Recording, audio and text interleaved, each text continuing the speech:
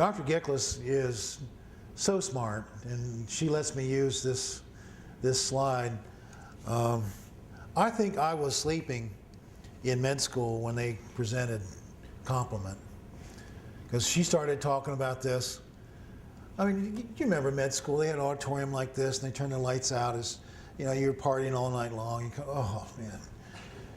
So anyway, but when you have ficalin activating MSP2 as part of the mannose binding lectin associated serine protease 2 mechanism, you're going to split C4 into C4A and C4B. You're going to split C2 into C2A and C2B. The combination of C2A and C4B with magnesium that fits onto a bacterial membrane, you will now, with this platform, split C3 to make C3A. And please ask Dr. Giclas to explain the rest of this pathway to you. This is reproduced in your packet together with another indecipherable pathway.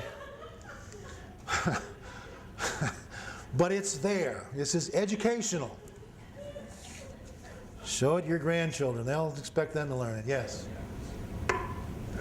Since we're talking about a disease of defective antigen presentation, and therefore defective antibody production, diagnosing infections based on antibodies is going to be somewhat problematic, which is already the case in lung.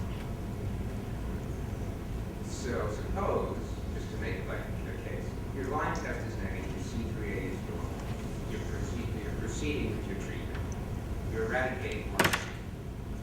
Now, using rifampin, which may be active against Lyme, should you be checking this not just the C4A, but the C3A? Would it go up? The person actually has Lyme, you're sort of unpassing. The question is more complicated than what you asked.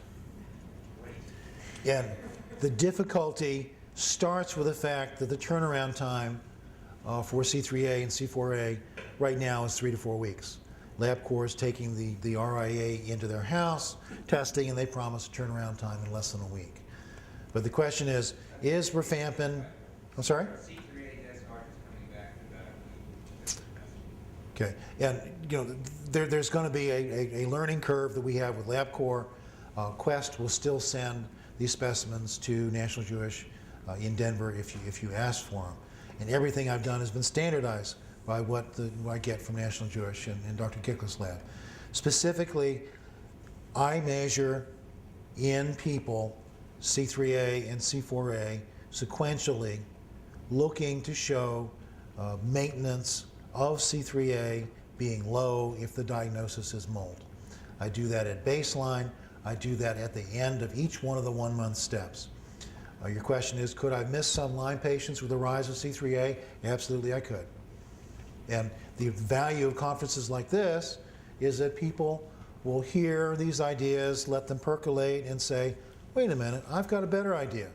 And so I hope as you start collecting these data that you can share those, and you know, let's work together to make this better. I'm giving you the best that I've got, but your job now that you've learned about this is to take it to the next step.